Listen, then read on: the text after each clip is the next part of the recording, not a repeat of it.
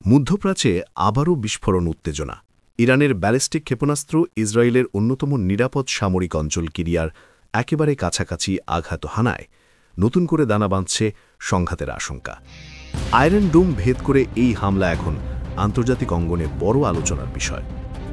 ইসরায়েলের শক্তিশালী প্রতিরক্ষা ব্যবস্থা আয়রন ডোম ভেদ করে ইরান চালাল নজিরবিহীন ব্যালিস্টিক ক্ষেপণাস্ত্র হামলা। শনিবার তেহরান থেকে কয়েকটি ব্যালিস্টিক মিসাইল নিক্ষেপ করা হয় তেল আবিবের মধ্যাঞ্চলের কিরিয়া এলাকাকে লক্ষ্য করে, যেখানে অবস্থিত ইসরায়েলের সামরিক সদর দপ্তর ও প্রতিরক্ষা মন্ত্রণালয়। ইসরায়েলের সাম্প্রতিক বিমান হামলার পাল্টা প্রতিশোধ হিসেবেই এই হামলা পরিচালনা করা হয়েছে বলে ইরান দাবি করেছে।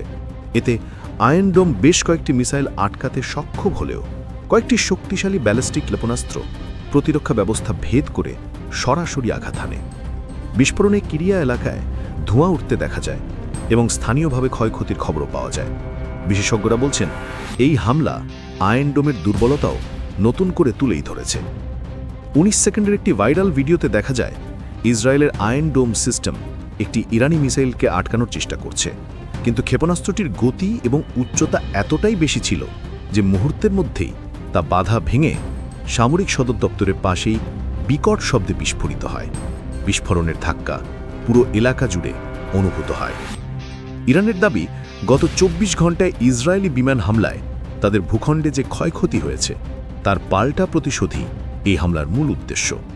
আন্তর্জাতিক সম্প্রদায় ইতোমধ্যেই উদ্বেগ প্রকাশ করেছে যে এই ঘটনার পর মধ্যপ্রাচ্যে বৃহত্তর সংঘাতের ঝুঁকি আরও বেড়ে গেছে। দুই দেশের মধ্যে ক্রমবর্ধমান উত্তেজনা পরিস্থিতিকে আরও জটিল করে তুলতে পারে বলে সতর্ক করেছেন বিশ্লেষকরা।